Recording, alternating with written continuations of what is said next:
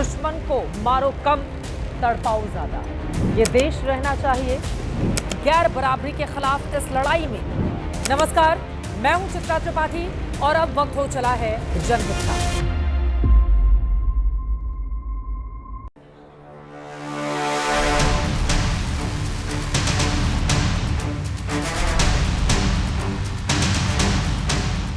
Running low on soldiers, it would be a damn good thing. And then you tell us, I don't want a ceasefire. I don't want a ceasefire. I want to go, and I want this.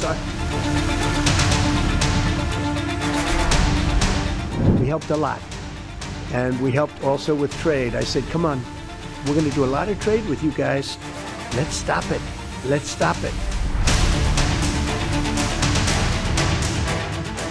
I would never be one to turn down that kind of an offer. I mean, I could be a stupid person, say, no, we don't want a free, very expensive airplane.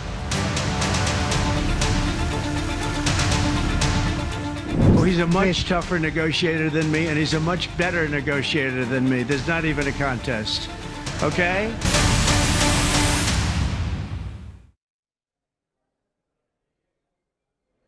Orient Bell tiles studio से आप देख रहे हैं ABP news. नमस्कार, मैं हूं चित्रा त्रिपाठी और वक्त हो चला है जनहित का। माना अमेरिका दुनिया का सबसे पुराना लोकतंत्र है, तो हम भी दुनिया के सबसे बड़े लोकतंत्र हैं। माना वो नंबर 1 इकोनॉमी है, तो हम भी दुनिया की चौथी और सबसे तेज से बढ़ती अर्थव्यवस्था हैं। ये माना कि अमेरिका भारत के रिश्ते अच्छे रहे हैं, ट्रंप और मोदी खुद को अच्छा दोस्त बोलते रहे हैं, लेकिन ताली कभी एक हाथ से नहीं बजती।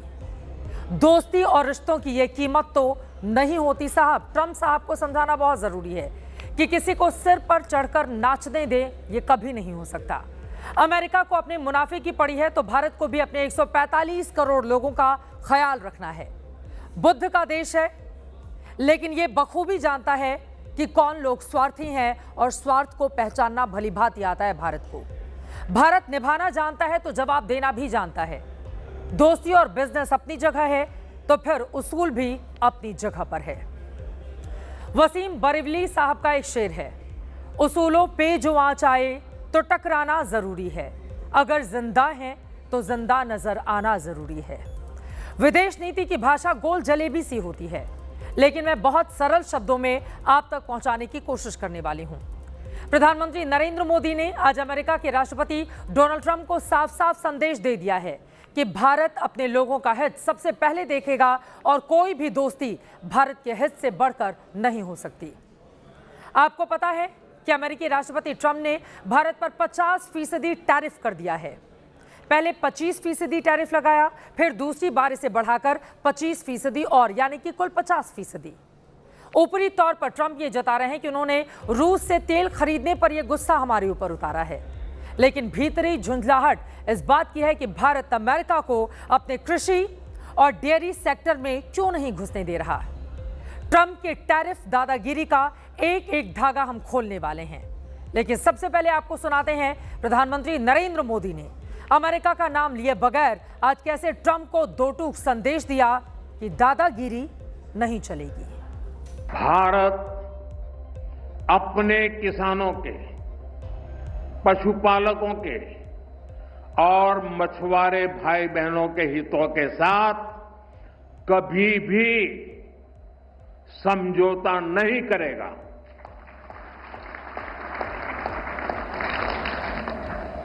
और मैं जानता हूं व्यक्तिगत रूप से मुझे बहुत बड़ी कीमत चुकानी पड़ेगी, लेकिन मैं इसके लिए तैयार हूं। मेरे देश के किसानों के लिए, मेरे देश के मछुआरों के लिए, मेरे देश के पशुपालकों के लिए आज भारत तैयार है। प्रधानमंत्री नरेंद्र मोदी को आपने सुन लिया। दो टूक स्पष्ट शब्दों में उन्होंने अपना मैसेज पहुंचा दिया है। रूस का तेल तो अमेरिका के तिल मिलाने का सिर्फ बहाना है। दरअसल ट्रंप चाहते हैं कि भारत में अमेरिका का दूध, दही, मक्खन भी बिके, लेकिन प्रधानमंत्री नरेंद्र मोदी ने आज साफ साफ मना कर दिया। अमेरिकी राष्ट्रपति अमेरिका फर्स्ट की नीति पर चल रहे हैं, तो प्रधानमंत्री नरेंद्र मोदी की नीति इंडिया फर्स्ट की है। ट्रंप चाहते हैं कि भारत कृषि पर सब्सिडी कम करे ताकि अमेरिकी सेब, बादाम, गेहूं, सोयाबीन भारतीय बाजार में तेजी से आएं। भारत का रुख साफ है कि देसी खेती को नुकसान नहीं होने दिया जाएगा और किसानों की कमाई नहीं घटने देगा भारत। अमेरिकी राष्ट्रपति ट्रंप चाहते हैं कि भारत जीएम सीड और एथेनॉल के लिए भी अपने बाजार खोल दे, लेकिन भारत को यह मंजूर नहीं है। एथेनॉल भी बाहर से आने लगेगा तो फिर गन्ना के किसानों का क्या होगा? अमेरिका चाहता था कि उसके dairy product paneer, milk powder, whey protein Bharat के बाजार में ज्यादा बिके, लेकिन भारत की प्राथमिकता देसी डेयरी उद्योग है, जिससे धीरे धीरे 8 करोड़ लोग जुटे हुए हैं। एक बात और, अमेरिका ये गारंटी भी नहीं देना चाहता कि उसके डेयरी प्रोडक्ट गोमांस मुक्त होंगे। भारत में धार्मिक कारणों से यह संभव नहीं है कि ऐसे डेयरी प्रोडक्ट को अनुमति दी जाए जिनमें गोमांस से निकले एंजाइम का इस्तेमाल हुआ हो। देश की 65 करोड़ आबादी सीधे खेती किसानी से जुड़ी हुई है। प्रधानमंत्री ने साफ साफ कहा है कि देश का हित सबसे पहले है और बीते 24 घंटों में प्रधानमंत्री मोदी का ट्रंप और अमेरिका को यह दूसरा साफ संदेश है। अब पहला संदेश भी सुने जो बताता है कि टैरिफ से निपटने के लिए भारत की क्या है रणनीति। हमें मिलकर मेक इन इंडिया और आत्मनिर्भर भारत की सक्सेस स्टोरी लिखनी है। जब ब्रांड्स की बात हो तो दुनिया की नजर इंडियन ब्रांड्स पर जाए। नरेंद्र मोदी का मैसेज लाउड एंड क्लियर है कि भारत अपने हितों से समझौता नहीं करेगा और टैरिफ टेरर से निपटने का भी उपाय हम मेड इन इंडिया को इतना मजबूत करेंगे कि अमेरिका का दुनिया में कोई भी टैरिफ हमें ब्लैकमेल नहीं कर पाएगा। आगे बढ़ते हैं और ट्रंप की तेल वाली तिलमिलाहट को भी शांत कर देते हैं। तिल का ताड़ तो आपने सुना होगा, लेकिन ट्रंप ने तेल का ताड़ बना दिया है क्योंकि भारत रूस से तेल खरीदना बंद नहीं कर रहा, इसीलिए उन्होंने टैरिफ बढ़ा दिया है। लेकिन भारत भी इस टैरिफ टोटके को फेल करता जा रहा है। भारत बता चुका है कि उसने रूस से कच्चे तेल का आयात इसलिए शुरू किया क्योंकि रूस यूक्रेन युद्ध शुरू होने के बाद पारंपरिक सप्लाई यूरोप की तरफ मोड़ दी गई थी। भारत यह बता चुका है कि उस समय अमेरिका ने ही वैश्विक ऊर्जा बाजारों की स्थिरता मजबूत करने के लिए भारत के रूस से तेल आयात करने को प्रोत्साहित किया था। भारत यह बता चुका है कि उसकी आलोचना करने वाले देश खुद भी रूस के साथ किस तरह से व्यापार कर रहे हैं। रूस के साथ अमेरिका का द्विपक्षीय व्यापार इस वक्त 30,737 करोड़ रुपए का है। अमेरिका अपने परमाणु उद्योग के लिए रूस से भी यूरेनियम खरीदता है। वहीं दूसरी ओर भारत और रूस में व्यापार 5,80,000 करोड़ रुपए का है। विदेश मंत्रालय यह पूरा चिट्ठा अमेरिका को दिखा चुका है। मतलब आप रूस से व्यापार करो तो कुछ नहीं, लेकिन भारत अगर करे तो तकलीफ बहुत ज्यादा हो रही है। आप कभी ईरान पर तो कभी रूस पर बैन लगा दें तो हम भी उनसे रिश्ता ना रखें। इस तरह से तो रणनीति या कूटनीति नहीं बढ़ती है भारत की। अमेरिका के पूर्व राजदूत एरिक गार्सिटी ने खुद तस्दीक किया है कि अमेरिका ही चाहता था कि भारत रूस से तेल खरीदे। Actually, they bought Russian oil because we wanted somebody to buy Russian oil at a price cap. That was not a violation or anything. It was actually the design of the policy because as a commodity, we didn't want oil prices going up, and they fulfilled that. America में Eric गार्सिटी जैसे कई जिम्मेदार लोग हैं जो इस तरह की बातों को आगे लेकर आ रहे हैं। वहीं अमेरिका फिर भी 50% टैरिफ पर अड़ा रहता है। तो अब आपको बताते हैं कि इससे भारत पर किस तरह का असर पड़ सकता है। विशेषज्ञों का अनुमान है कि 25% टैरिफ से भारत की जीडीपी पर 0.2% का असर पड़ता है, जो 50% टैरिफ के बाद अब 0.6% हो सकता है। लेकिन यह असर भी जल्दी मिट सकता है क्योंकि सिर्फ 2% निर्यात अमेरिका को करता है। बड़ा सवाल यह है कि अब अमेरिका का क्या होगा। भारत और अमेरिका के बीच कुल द्विपक्षीय व्यापार सालाना करीब 9.9 लाख करोड़ रुपए का होता है।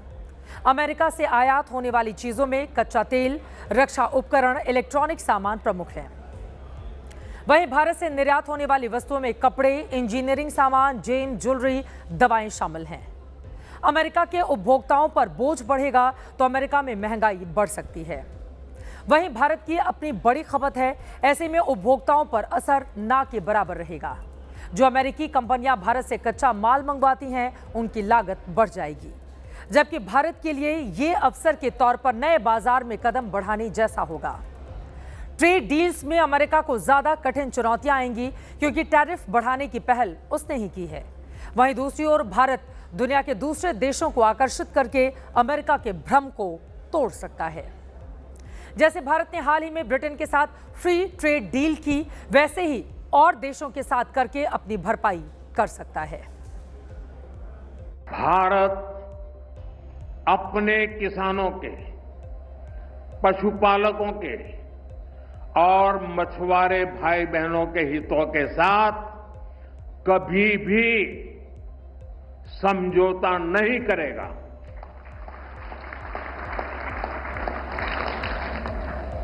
और मैं जानता हूं व्यक्तिगत रूप से मुझे बहुत बड़ी कीमत चुकानी पड़ेगी। पहला तो यह है कि उन्होंने कितनी बातें कही हैं, उसके बाद उनकी कितनी बातें टिक पाई हैं, वो अपने आप में इस बात का इशारा है कि ये नहीं टिक पाएगी। दूसरा, जब वो ये घोषणा बैठकर कर रहे थे भारत में 25% पेनल्टी लगाने की रशिया की इंपोर्ट की, उनके खुद के ऑफिसर्स, उनके खुद के मंत्री रशिया के पुतिन के साथ बैठकर डिस्कशन कर रहे थे। तो एक तरफ तो वो अपने रशिया से डिस्कशन करने में लगे हुए हैं, दूसरी तरफ भारत के ऊपर प्रेशर बना रहे हैं कि आप भारत ऑयल नहीं खरीदे। ये संभव नहीं हो सकता। ट्रंप अपने पहले कार्यकाल में फ्लॉप साबित हुए थे, इसीलिए लगातार दूसरी बार सत्ता में नहीं लौटे। अमेरिका फर्स्ट के नारे अब सत्ता में इस नारे के सहारे लौटे तो टैरिफ के नाम पर अब दुनिया भर से वो भिड़ रहे हैं। रूस और चीन से उनकी तकरार पुरानी है। अब यही रवैया टैरिफ के नाम पर उनका भारत के साथ है। चीन उनके आगे कुछ सरेंडर हुआ, लेकिन भारत डट कर खड़ा है।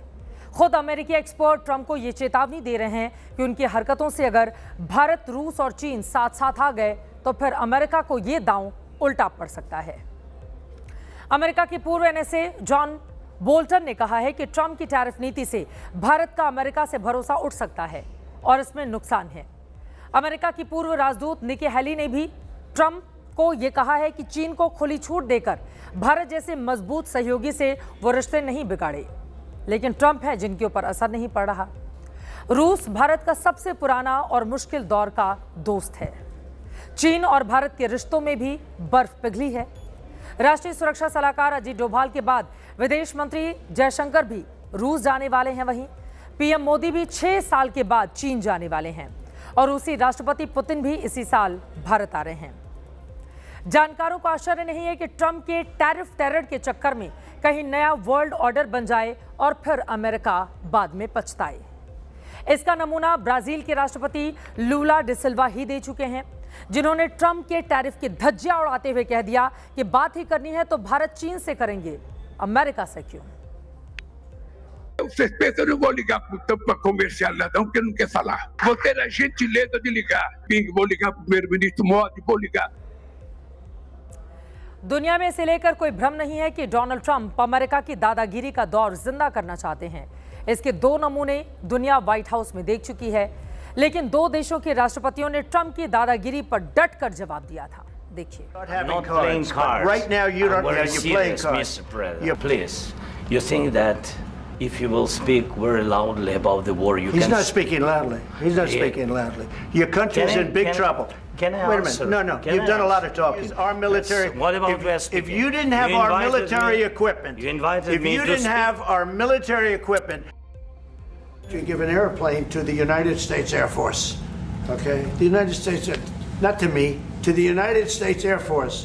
I'm sorry, I don't have a plane to give you. I wish you did. I take it. I would take it. If your country offered the United States Air Force a plane, I would take it. हमारे यहाँ आम बोलचाल में लोग कह देते हैं कि अपने घर में चलते नहीं और चले हैं दूसरों पर धौंस जमाने के लिए। टैरिफ के नाम पर ट्रंप दुनिया से उलझ रहे हैं, जबकि होश नहीं है कि ये टैरिफ वाली सनक अमेरिका में उनकी जमीन खिसका रही है। मॉर्निंग कंसल्ट का जुलाई का सर्वे है, जिसमें 80% अमेरिकियों को डर है कि टैरिफ से रोजमर्रा की चीजें महंगी हो जाएंगी। और आपको बता दें कि इन 80% लोगों में 70% रिपब्लिकन हैं। एनबीसी न्यूज पोल ने जून में सर्वे किया था, जिसमें 60% लोग ट्रंप के व्यापार और टैरिफ मुद्दे से असहमत थे। सिर्फ 40% लोग ट्रंप की टैरिफ पॉलिसी से सहमत दिखाई दे रहे थे।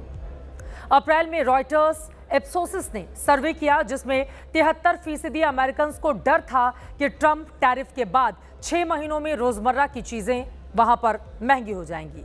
और इसी सर्वे में 57% लोगों ने कहा था कि वो ट्रंप की टैरिफ पॉलिसी के खिलाफ है। अप्रैल में ही गैलप ने भी सर्वे किया था जिसमें 89% अमेरिकी लोगों ने माना कि ट्रंप टैरिफ से सभी चीजें महंगी हो जाएंगी। इसी में 70% अमेरिकियों ने माना था कि ट्रंप के टैरिफ से देर सबेर अमेरिका को ही नुकसान होगा, यानी कि ये टैरिफबाजी खुद अमेरिका को उल्टी पड़ेगी।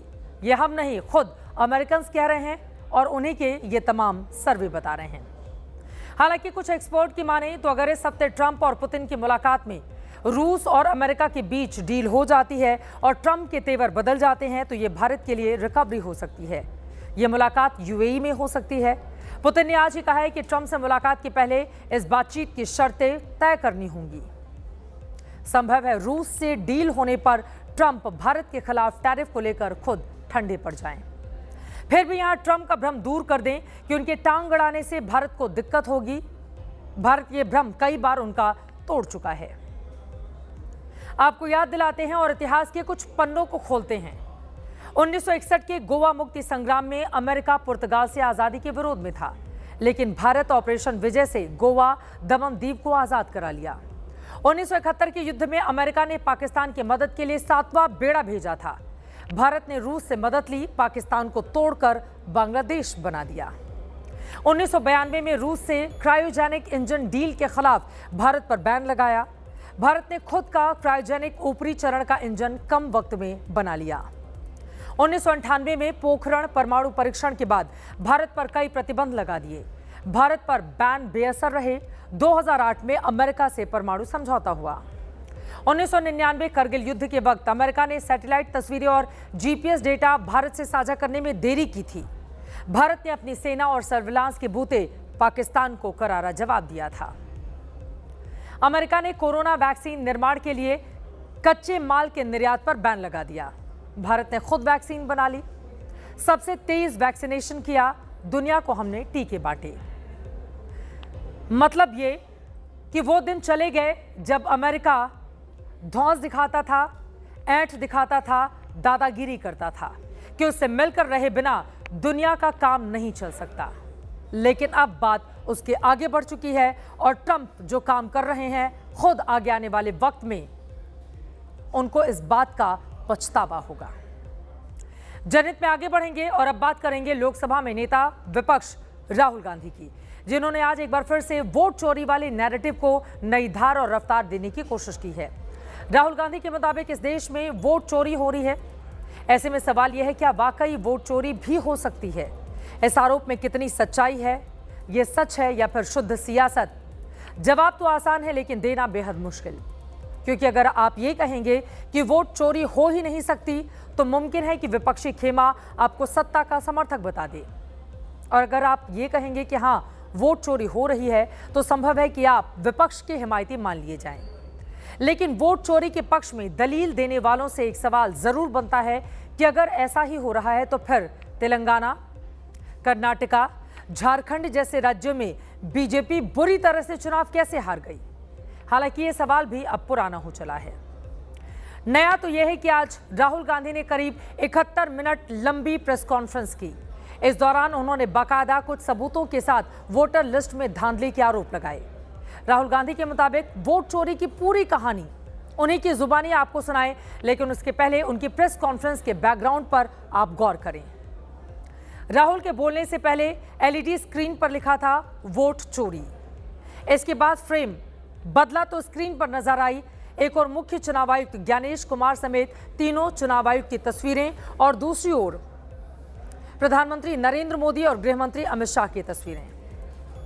साथ ही ऊपर अंग्रेजी में लिखा था, उसका हिंदी अर्थ है संविधान की बुनियाद वोट है। वोट तबाह हो गया। कांग्रेस के पूर्व अध्यक्ष और लोकसभा में नेता विपक्ष राहुल गांधी का ऐसा मानना है और इसके पीछे उनकी कुछ दलीलें, तहकीकात और सबूत हैं। उन सबको सामने लाए उसके पहले राहुल गांधी की ओर से कही गई 10 बड़ी बातें देख लीजिए। राहुल गांधी के मुताबिक वोटर लिस्ट में हेरफेर से चुनावी नतीजे बदले जा रहे हैं। महाराष्ट्र के नतीजों ने राहुल के शक को यकीन में बदल दिया। राहुल गांधी के अनुसार महाराष्ट्र में कुछ इलाकों में मतदाताओं की संख्या पूरी आबादी से भी ज्यादा पाई गई। महाराष्ट्र में लोकसभा चुनाव से विधानसभा चुनाव के बीच 1 करोड़ नए वोटर जोड़ दिए गए। शाम 5:30 बजे के बाद वोटर टर्नआउट अचानक बढ़ा दिया गया। सबूत मांगने पर चुनाव आयोग ने जानबूझकर कागजों का पुलिंदा पकड़ा दिया ताकि उसकी चोरी पकड़ी नहीं जा सके। राहुल गांधी ने चुनाव आयोग से मिले दस्तावेजों की पड़ताल की तो कर्नाटक में चुनाव आयोग की बड़ी गड़बड़ी का पता चला। राहुल गांधी के मुताबिक बेंगलुरु सेंट्रल लोकसभा सीट की महादेवपुरा विधानसभा सीट में 1 लाख से ज्यादा वोट की चोरी की गई है। राहुल गांधी आगे बोलते हैं कि कांग्रेस की रिसर्च टीम को जांच के दौरान डुप्लीकेट वोटर्स यानी एक ही इलाके में एक मतदाता के नाम के कई वोटर्स मिले। साथ ही मतदाताओं के फर्जी पते का भी उनकी ओर से खुलासा किया गया है। राहुल का दावा है ऐसा देश भर में हो रहा है, लेकिन चुनाव आयोग सबूतों को मिटाने में जुटा हुआ है। अब इन तमाम आरोपों को खुद राहुल गांधी ने कैसे बयां किया है, ये पूरी कहानी उन्हीं की जुबानी सुनिए। The BJP is the only party in a democratic framework that basically does not suffer this idea of anti-incumbency. That was the first thing. Reasonable certainty that the Election Commission of India was colluding with the BJP to steal elections. And we stated certainty in our mind that Maharashtra election was stolen. We have shown, the team has shown without any doubt that they have not done their job in one seat in Karnataka. Rahul Gandhi ने अपनी press conference और presentation में कर्नाटक की Bengaluru central Lok Sabha seat के महादेवपुरा विधानसभा क्षेत्र के नतीजे को वोट चोरी के सैंपल के तौर पर दिखाया है। उन्होंने दावा किया कि आंतरिक सर्वे में कांग्रेस को कर्नाटक में 16 लोकसभा सीटें मिलने का अनुमान था, लेकिन नतीजे आए तो कांग्रेस को यहां सिर्फ 9 सीटें ही मिली। ऐसे में पार्टी ने 7 सीटों पर हार की पड़ताल की और इनमें भी बेंगलुरु सेंट्रल लोकसभा सीट को चुना तो पता चला कि इस लोकसभा क्षेत्र की एक ही विधानसभा सीट पर 1 लाख से ज्यादा वोट की चोरी की गई। राहुल के मुताबिक ये वोट चोरी 5 तरह से की गई है। राहुल गांधी ने जो आंकड़े सामने रखे उनके अनुसार महादेवपुरा में कांग्रेस की जांच टीम को 11,965 डुप्लीकेट वोटर मिले, 40,009 मतदाताओं के पते फर्जी मिले, अमान्य पाए गए। राहुल एक ही पते पर 10,452 वोटर्स के नाम दर्ज थे, इसका भी दावा करते हैं। 4,132 वोटर्स की तस्वीरें अमान्य निकली। राहुल गांधी ने यह भी बोला, जबकि कांग्रेस के मुताबिक 33,692 मतदाताओं ने फॉर्म 6 का गलत इस्तेमाल किया। अब आपकी जानकारी के लिए बता दें कि वोटर लिस्ट में फॉर्म 6 के जरिए नए वोटर्स के नाम जोड़े जाते हैं। ये देखिए, गुरकीरत सिंह डांग बूथ नंबर 116, 124, 125 एंड 126 में 4 बार। सिंगल बेडरूम का घर है, 80 वोटर रह रहे हैं उसमें। बूथ नंबर 366 पे वही कहानी, ये देख लीजिए, छोटा सा 1 बेडरूम का घर है। इलेक्शन कमीशन के मुताबिक ये सब लोग इस घर में रहते हैं। शकुन सरनेम रानी, यहां देखिए सरनेम है ही नहीं, फर्स्ट नेम शकुन रानी। इन्होंने 2 बार ही वोट किया है। अब पता नहीं इन्होंने किया है किसी और ने किया है, बट 2 बार आईडी कार्ड पे 2 बार वोट लगा है। राहुल गांधी ने दावा किया कि बेंगलुरु सेंट्रल लोकसभा सीट की सारी विधानसभा सीटों पर कांग्रेस आगे थी, लेकिन सिर्फ महादेवपुरा में धांधली कर नतीजे को पलट दिया गया। पहले उनके आरोप सुनिए, फिर आपके सामने उनके दावे का फैक्ट चेक करेंगे। The interesting thing, we look at Mahadevapura assembly segment. The Congress polls 1,15,586 and the BJP polls 2,29,632. Congress wins all the Vidhan Sabhas except this one, and in this one BJP sweeps and gets a margin of 1,14,046. अब सवाल यह है, क्या वाकई ऐसा ही हुआ? तो जवाब है नहीं, ऐसा बिल्कुल भी नहीं हुआ था। बेंगलुरु सेंट्रल लोकसभा सीट के तहत विधानसभा की 8 सीटें आती हैं। अब इन 8 इलाकों में कहां बीजेपी आगे रही और कहां पर कांग्रेस, अब उसे भी देख लेते हैं। चुनाव आयोग के मुताबिक बेंगलुरु सेंट्रल लोकसभा सीट के सर्वज्ञ नगर विधानसभा क्षेत्र में कांग्रेस पार्टी आगे थी, तो सीवी रमन नगर में बीजेपी आगे रही। शिवाजी नगर और शांतिनगर में कांग्रेस को बढ़त थी, तो गांधीनगर और राजाजी नगर में बीजेपी आगे रही। चमराज पेट में कांग्रेस को बढ़त थी तो महादेवपुरा में बीजेपी ने बढ़त हासिल की थी। इस तरह से राहुल गांधी का यह कहना कि बेंगलुरु सेंट्रल लोकसभा सीट में महादेवपुरा को छोड़कर बाकी सारे विधानसभा क्षेत्रों में कांग्रेस आगे थी, तो ये तथ्य बिल्कुल उलट है, क्योंकि सच ये है कि 8 में 4 पर कांग्रेस और 4 पर बीजेपी आगे रही। हाँ, ये सच है कि महादेवपुरा में मार्जिन 1,14,000 वोट से ज्यादा था, जो बीजेपी के लिए निर्णायक साबित हुआ। इस बीच राहुल गांधी के आरोपों पर चुनाव आयोग की ओर से भी जवाब आया है। कर्नाटक के मुख्य चुनाव अधिकारी ने लोकसभा में नेता विपक्ष को चिट्ठी लिखी है। इसमें कहा गया है कि आज एक प्रेस कॉन्फ्रेंस में आपने मतदाता सूची में अयोग्य मतदाताओं को शामिल करने और योग्य मतदाताओं को बाहर करने का जिक्र किया। ऐसे में आपसे यानी कि राहुल गांधी से गुजारिश है कि आप मतदाता पंजीकरण नियम 1960 के नियम 20(3)(b) के अंतर्गत घोषणा या शपथ पत्र पर दस्तखत करके ऐसे मतदाताओं के नाम सहित वापस भेजें, ताकि आवश्यक कार्यवाही शुरू की जा सके। चुनाव आयोग की इस चिट्ठी पर राहुल गांधी का जवाब भी आया है। हालांकि लगे हाथ बीजेपी और उसके सहयोगी दलों ने उन पर सवालों की बौछार कर। अब राहुल गांधी के आरोप रहे और उस पर आपने देखा सत्ता पक्ष की ओर से क्या जवाब दिया गया। आगे इस पर राजनीति कायम रहेगी, इस बात से इनकार नहीं किया जा सकता है। हर एक खबर आप तक पहुंचाते रहेंगे। आगे बढ़ते हुए जनहित में अब बात करेंगे उत्तराखंड में आई आपदा की। महज 1 मिनट में धराली पूरी तरह से तबाह हो गया। 55 घंटे होने को हैं, अब भी वहां पर रेस्क्यू के लिए पूरी टीम पहुंच नहीं पाई है, क्योंकि सड़क का रास्ता बंद है। सेना का हेलीकॉप्टर ही एकमात्र सहारा है। परसों 4 लोगों की जान गई थी। कल मलबे से एक और शव निकाला गया था, लेकिन आज लापता 50 से ज्यादा लोगों के बारे में कोई सूचना नहीं है। सेना के अफसर सहित 8 जवान भी हादसे के बाद से लापता हैं। सरकारी डेटा है कि गंगोत्री और आसपास के क्षेत्रों में करीब 400 लोग फंसे हुए हैं। अब तक 274 लोगों को हवाई मार्ग से रेस्क्यू किया गया है। हर्षिल और गंगोत्री के बीच में फंसे लोगों को चिनूक हेलीकॉप्टर से निकाला जा रहा है।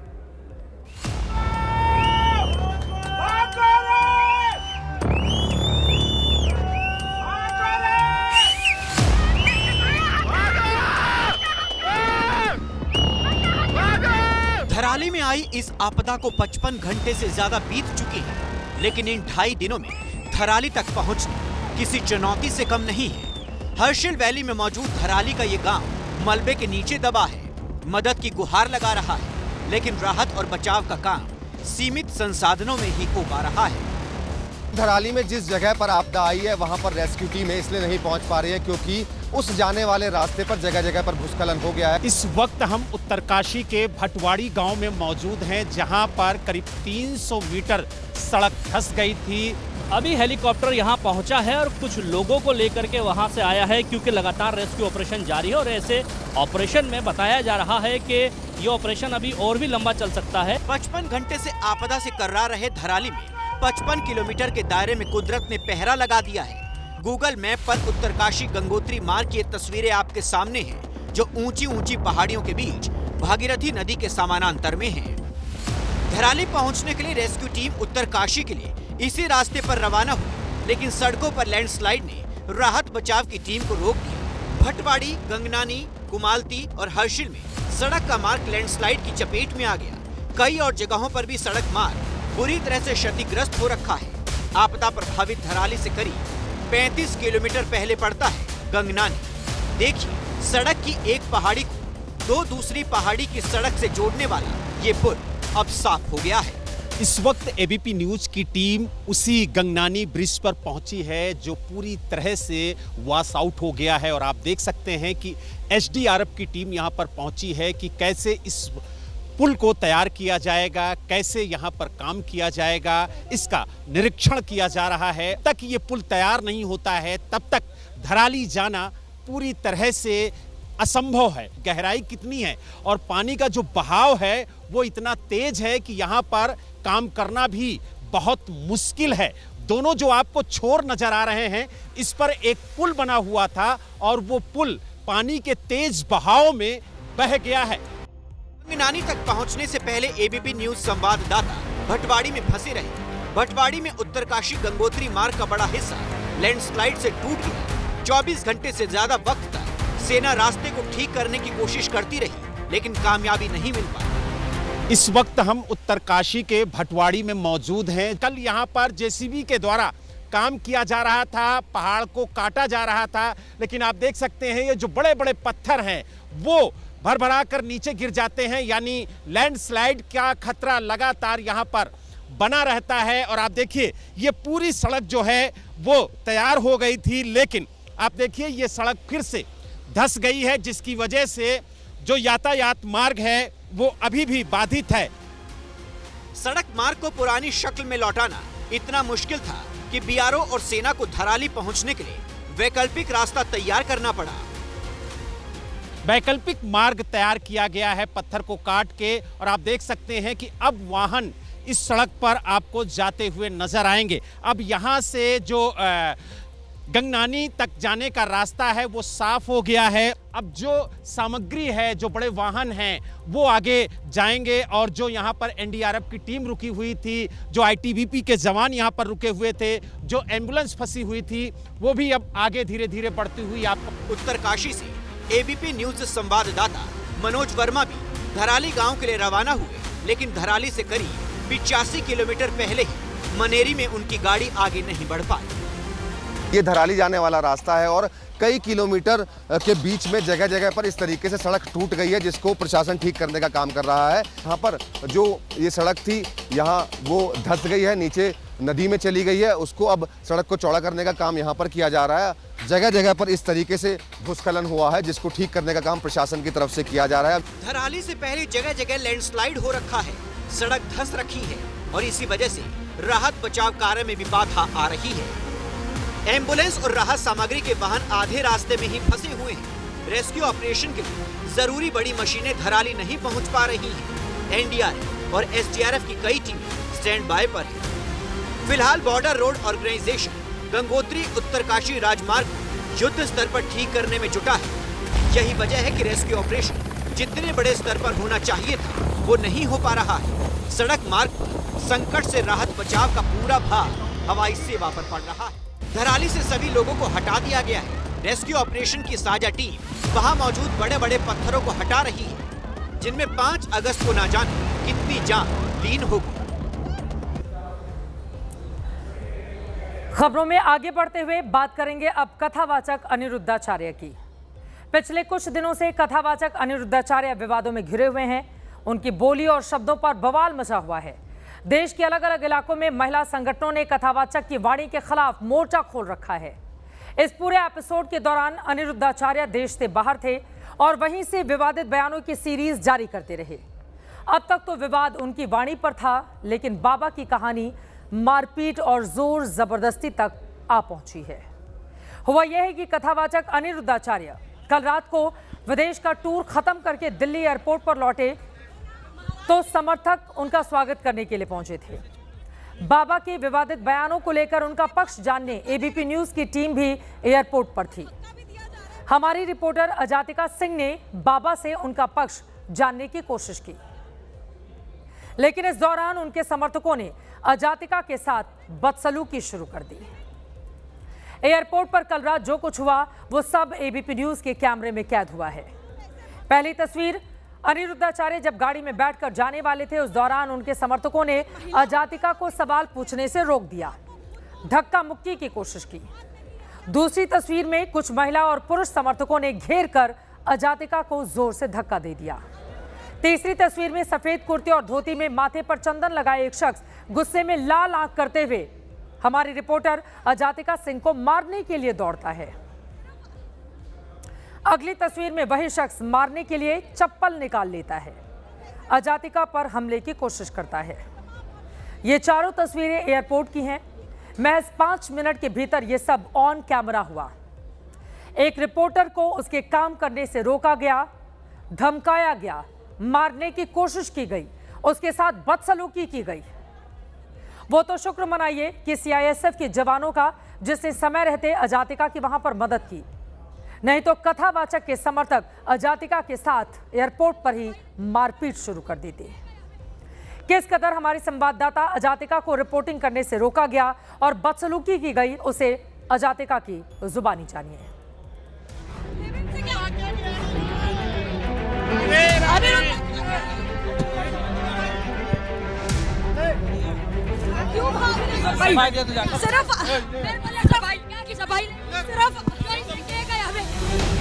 तस्वीरें आप देखिए,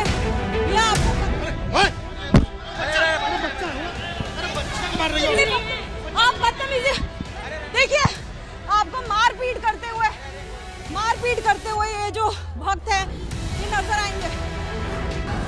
इस वक्त रात के 12 बजे इन्होंने मारा है मुझे, आप मार रहे हैं। तस्वीर देखिए सर, देखिए, ये देखिए, चप्पल निकाल ली है, जूता निकाल लिया है। सर सिर्फ सवाल पूछ रहे हैं। एबीपी न्यूज पर लगातार आप अनिरुद्धाचार्य की खबरें देख रहे हैं। एक जिम्मेदार चैनल होने के नाते हमारी ये जिम्मेदारी है कि हम दोनों पक्षों को दिखाएं। बाबा चूंकि विदेश से लौटे तो हमारा ये फर्ज था कि हम जाकर उनसे उनका पक्ष जानें। एबीपी न्यूज की संवाददाता सिर्फ बाबा से बात करना चाहती थी, उनसे उनका पक्ष पूछने की कोशिश कर रही थी, लेकिन अनिरुद्धाचार्य ने ना तो सही से जवाब दिया और ना ही अपने उन समर्थकों को रोका जो भक्त की आड़ में एक महिला पत्रकार से दुर्व्यवहार कर रहे थे। कायदा तो ये कहता था कि जो अनिरुद्धाचार्य प्रवचन में बड़ी बड़ी बातें करते हैं, धर्म भक्ति का ज्ञान देते हैं, वो आराम से अपना पक्ष रख देते 2 लाइन में। जो समर्थक गुंडागर्दी पर उतारे थे उन्हें गुंडाई नहीं करने को कहते, लेकिन बाबा ने ऐसा कुछ भी नहीं किया। ना तो ढंग से सवालों का जवाब दिया और ना ही हमारी महिला रिपोर्टर से सही ढंग से बात की। अनिरुद्धाचार्य गाड़ी में बैठे, बाहर उनके समर्थक हमारी टीम के लोगों से बदसलूकी कर रहे थे, रिपोर्टिंग से रोकने की कोशिश कर रहे थे। धर्म का ज्ञान देने वाले अनिरुद्धाचार्य को कायदे से चाहिए था कि एयरपोर्ट से जाने से पहले अपने समर्थकों को कुछ शिक्षा देकर जाते। सवालों का जवाब इन लोगों को नहीं देना था, सवालों का जवाब ये नहीं देते। सुनिश्चित करना चाहिए था कि उनके समर्थक रिपोर्टर से बदसलूकी नहीं करें, लेकिन उन्होंने ऐसा कुछ नहीं किया। अजातिका के साथ बदसलूकी देखते हुए गाड़ी में बैठकर वो वहां से निकल गए। अब कई सवाल हैं जो आपके सामने हम रखते हैं। भक्त या गुंडे, तस्वीरें हमने आपको दिखा दी है, लेकिन सवाल तो यह है, क्या अनिरुद्धाचार्य ने जानबूझकर समर्थकों को नहीं समझाया? क्या वो चाहते थे कि उनके समर्थक हमारे रिपोर्टर से बदसलूकी करें? क्या सवालों का जवाब ना देकर उन्होंने अपने समर्थकों को उकसाया एबीपी न्यूज की रिपोर्टर के खिलाफ? ये सवाल इसलिए भी उठता है क्योंकि अनिरुद्धाचार्य अपनी कथाओं में भी महिलाओं को लगातार टारगेट करते हैं, महिलाओं को लेकर आपत्तिजनक टिप्पणियां करते हैं, महिलाओं के चरित्र पर सवाल खड़े करते हैं। अब उनके सामने ही एक महिला रिपोर्टर के साथ उनके समर्थकों ने अभद्रता की वो पूरा देश तस्वीरों में देख रहा है। एक कथावाचक का चेहरा उजागर हो रहा है। इससे पहले जब अनिरुद्धाचार्य एयरपोर्ट के दरवाजे से बाहर निकले, उनसे अजातिका ने सवाल पूछने की कोशिश की थी। अजातिका सवाल पूछती रही। उस दौरान उन्होंने जिस सवाल का जवाब देना सही लगा उसका जवाब दिया, जो सवाल पसंद नहीं आया उस पर चुप्पी साधी रही। सवाल जवाब का वो एक छोटा सा टुकड़ा है, वो आपको दिखाते हैं। महाराज जी, सिर्फ महिलाओं के लिए आप बोल रहे हैं कि के लिए बोल रहे हैं सब कुछ? महाराज जी, आपके भक्तों को एक बार देखिए। महाराज राधे, महाराज जी, जब आप बोल रहे हैं कि 25 साल की उम्र में 25 साल की उम्र में कई जगह मुंह मार के आती है, का क्या मतलब है? मतलब सब बता दिया गया कक्षा में बेटा। लिविंग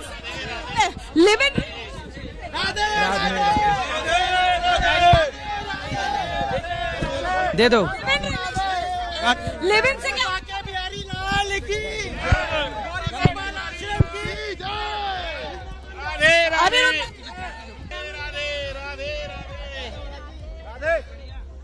क्यों भाग रहे हैं?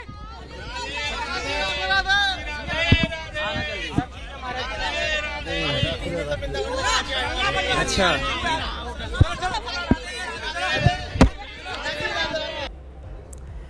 अजातिका चाह रही थी कि अनिरुद्धाचार्य पर विवादित बयानों पर वो अपना पक्ष रखें, लेकिन उन्होंने सवालों में दिलचस्पी नहीं ली।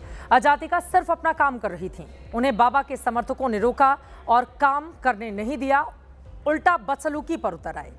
महिलाओं को लेकर अनिरुद्धाचार्य के विवादित बयानों की लंबी फहरिस्त है, लेकिन अभी तत्काल में जिन 3-4 बयानों को लेकर वो सवालों में घिरे हैं, उनमें से सबसे विवादित बयान 25 साल की लड़कियां 4 जगह मुंह मार चुकी होती हैं, लड़की जवान हो जाती है तो जवानी फिसल जाती है, लिव इन में रहने वाली लड़कियां वैश्या के समान हैं।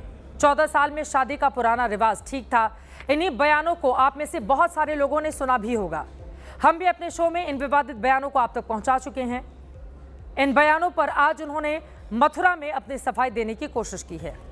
हमारे संवाददाता वरुण भसीन ने मथुरा में जाकर उनसे बातचीत की, लेकिन सफाई देने के चक्कर में उन्होंने नया विवाद भी खड़ा कर दिया है।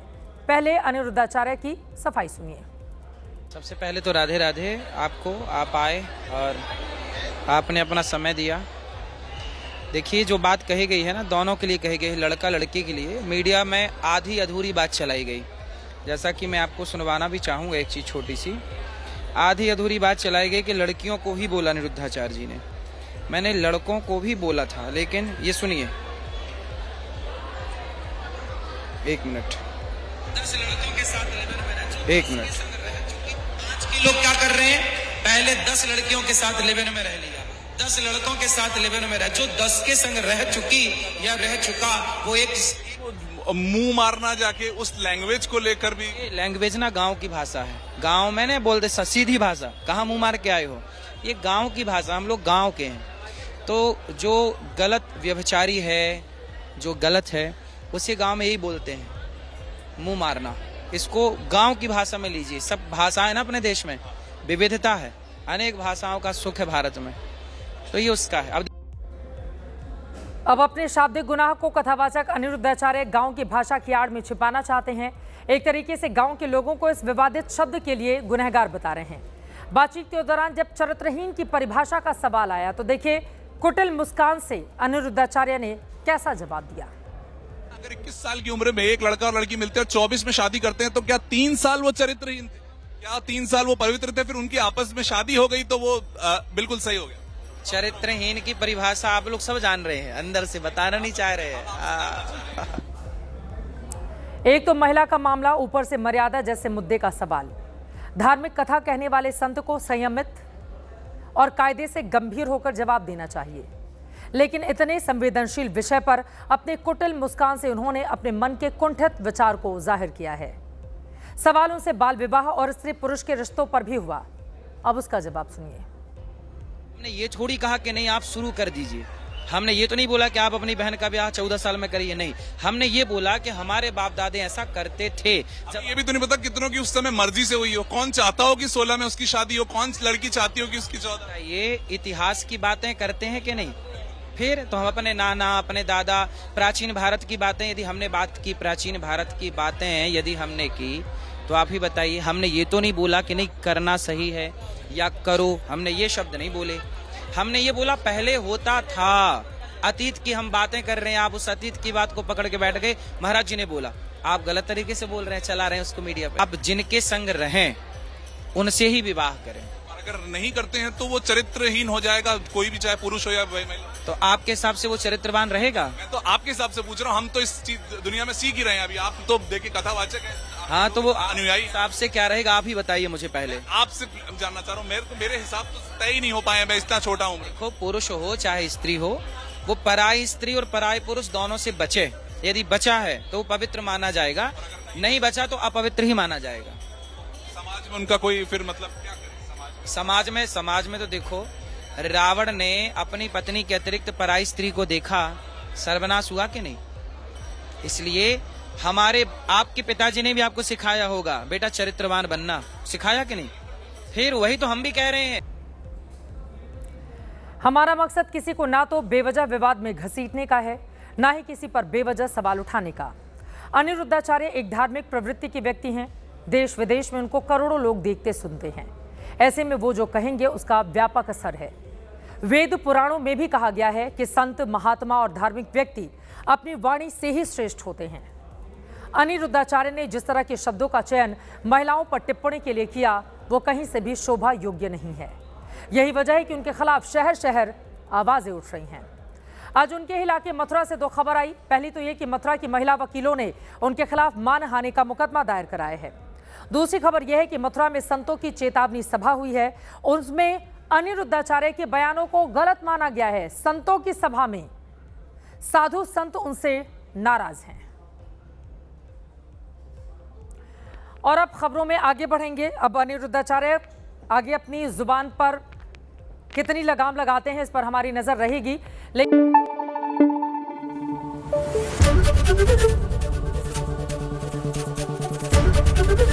एबीपी न्यूज आपको रखे आगे।